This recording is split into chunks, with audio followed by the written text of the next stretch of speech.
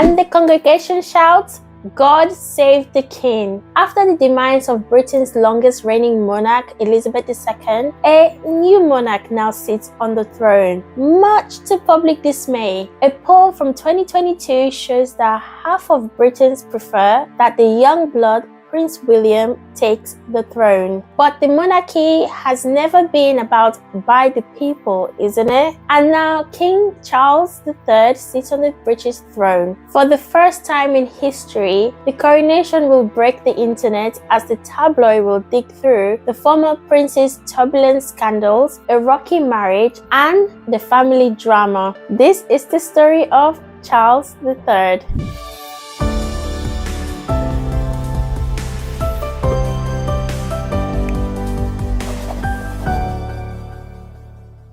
A 3-year-old becomes the heir apparent. You know the Guinness World Records? They are oddly specific, sometimes outrageous, and way too random. You'll find King Charles III in the Guinness record books, and no, he didn't attempt to solve most Rubik's Cube while skateboarding, nor did he try to pull a train with his bare hands. He did, however, manage to become the longest serving heir apparent to the throne. It had been the demise of Queen Elizabeth that brought him to the throne that was promised to him in 1952. As of September 8, 2022, Charles has been in line for the throne for 70 years and 214 days. Yeah, this is just like working a day job for 7 decades without getting any promotion whatsoever. But in the process, the new monarch was able to surpass his great-great-grandfather Edward III in line of waiting. The previous record was for 59 years, just 11 years short of Charles' accession to the throne. The rules of succession are bizarre in their own right, and here the matter becomes a little complicated because a large chunk of British youth wants a more savvy and quirky royal to uphold the centuries-old system. Now, we all know Prince William isn't sitting on his rightful throne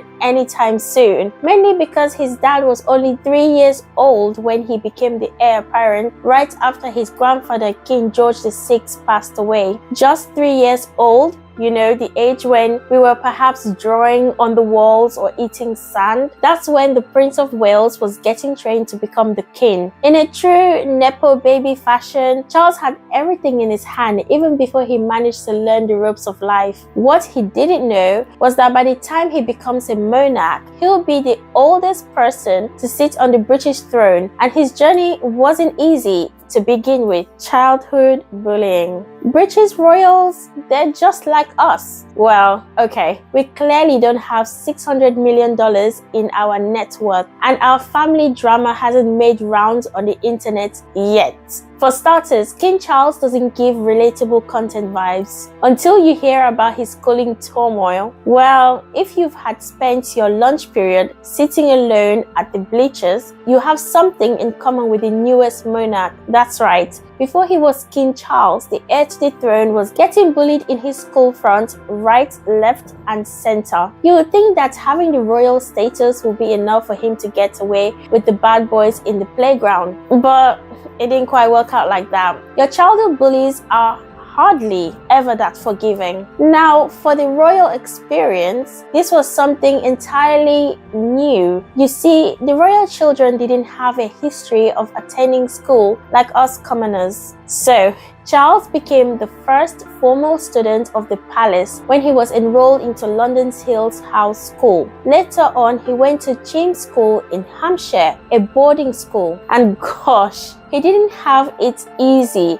The kids there repeatedly picked on him for his protruding ears. Plus, Charles wasn't particularly gifted at kicking a ball. He became the punchy bag in the gym class instead. That called for him to become the shy, withdraw, artsy kid in school who'll draw and paint in the garden. But that soft boy image goes somewhere down the drain real soon. The not so happily ever after. If Charles' love life had a soundtrack, it would perhaps go like this. It's me, hi, I'm the problem, it's me. And at tea time, everybody seems to agree. Here's the thing, the former Prince of Wales had his fair share of tabloid runs, but it was public rejection from his girlfriend Sarah that shook his image. Now, there are two things to note about Sarah, the monarch former partner. First, she was just chilling with the prince when he was building future plans with her. And two, she's Diana's elder sister. Yeah, Charles married and later cheated on his ex-girlfriend sister. What is really interesting is that Sarah might have noticed all of the red flags in the monarch because she very publicly declared that she wouldn't marry him if he was the dustman or the King of England. And you'd think the worst she can do is tell you no. That led the couple to break up, only for Charles to blossom a romance with Diana within a few months, even though the couple had gone out for a total of 13 times. The 30-year-old Prince of Wales proposed to his then 90-year-old girlfriend, and she said yes. Before the marriage eventually hit the fan, of course, both Charles and Diana were the perfect magazine couple. They instantly became the tabloid favorite. When a reporter asked the future monarch if he's in love with his betrothed, he famously replied, "Whatever in love means." He's been brave enough to take me on. And I suppose in love. Of course. Whatever in love means. Well, it You obviously put your own means, interpretation. Yeah.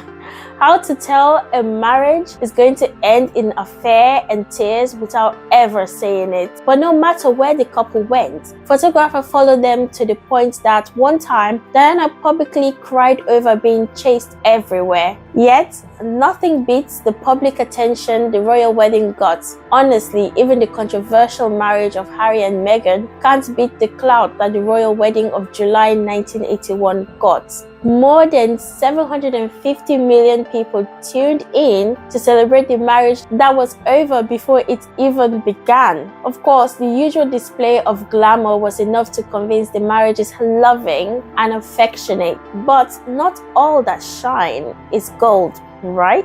And this is where the royal sweetheart, Prince of Wales, became the favorite tabloid villain. Turns out, not everything is fair in love and war.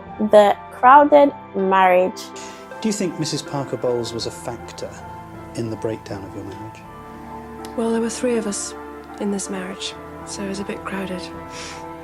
If you know those harrowing lines of Princess Diana, you know what happens next. Let's just say, if the news of King Charles made rounds today, it will have broken the internet. That doesn't mean it didn't become a worldwide scandal back in its time. Every single detail of the affair as well as the broken marriage played out in the press every single time. What really shook the world was that Camilla Parker Bowles was always the other woman in the marriage, even before Diana and Charles had said "I do" in Windsor. Turns out the princess didn't want to go through the wedding at all. She was upset that her betrothed was taking calls from Camilla before embarking on royal tours, or he was wearing bracelets that weren't made by his fiancés. But when the carpets are laid out and thousands of cameras wait outside the chapel, you can't dramatically walk out like some rom-com heroine. The wedding happened and the rumors of the alleged affair were mostly, well, alleged, until the press got the whole of a transcript detailing a phone call between Camilla and the Prince of Wales in 1992. The call was from 1989 and it was intimate to say the least. Very, very intimate. In the phone call, Diana's husband jokingly remarks that he wishes to be the underpants or tampered so he could live in Camilla's pants forever. Well, that's one way to declare your love, isn't it? To put it in modern lingo, the call was deemed trashy. Apparently, the top-notch British royalty had no rizz even at his prime. In the same year, Diana and Charles decided to split up. 2 years later, he appeared in an interview with Jonathan Dimbleby and put a rest on the cheating allegation forever. Well, he just told everyone what they already knew. His tales of high infidelity betrayal to the people's princess, and an embarrassment for his two sons, William and Harry. The following day, Diana gave the world an iconic moment that will go down as the statement in the fashion world. She appeared in the famous revenge dress, and the rest is history. The interview was quite the final nail in the prince's reputation, especially when his former wife's popularity as the Queen of Hearts blew up. He was declared guilty in the court of public opinion. No wonder he was accused of being jealous of his wife's fame, and his troubles didn't end there.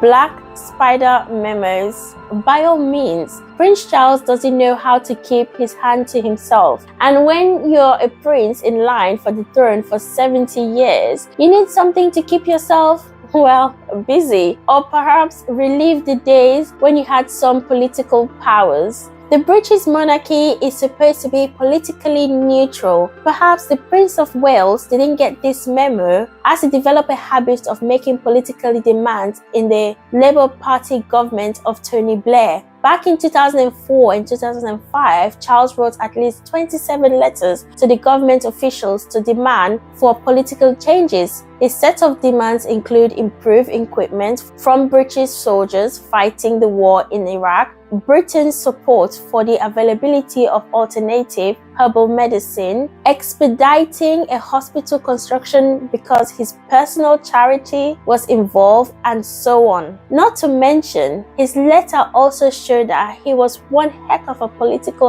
lobbyist and had a knack for threatening the political position for anyone who dared to cross him. In his own famous word, chickens will come home to roost. You know, just a classic British way to get that compliance from anyone who isn't royal. In what was called the Black Spider memos, because the king has an unreadable, scrawling handwriting, it became the quintessential royal scandal. Even in the British government got into the line of fire and worked really hard to conceal the letters from the public. It took the Guardian 10 years to make the publication public. Even today, Charles maintained that he didn't breach political neutrality. He was just raising concern of the public.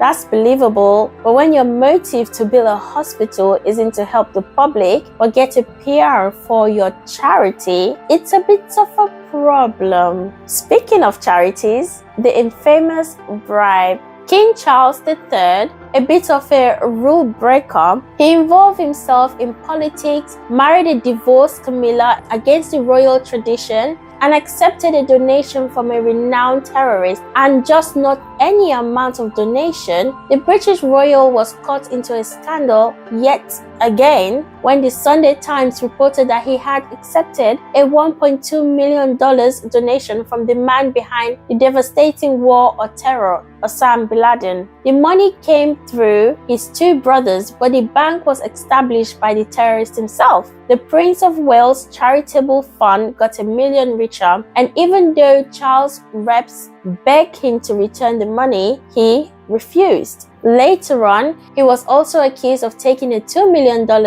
donation from a Saudi tycoon in exchange for a knighthood. But of course, monarchs hardly pay for their crimes. Now, the British monarchy is on the horizon of a massive change as King Charles assumed the throne. He's facing unprecedented challenges such as his son Prince Harry ditching the royal family for his wife Meghan Markle. And if Harry's explosive interview tells us anything, is that the palace is still plagued with racism and media manipulation. In fact, more and more British citizens are considering the royal institution to be an irrelevant and a waste of public taxes. And as far as Bob Dylan's iconic opener for Netflix The Crown goes, the times, they are changing. So, do you think Charles' unpopular reign will bring an end to the monarchy relevance? Is the British public right about putting William on the throne? Will Charles' feud with Prince Harry become another reason for his downfall? Let us know in the comments below. If you like this video, give it a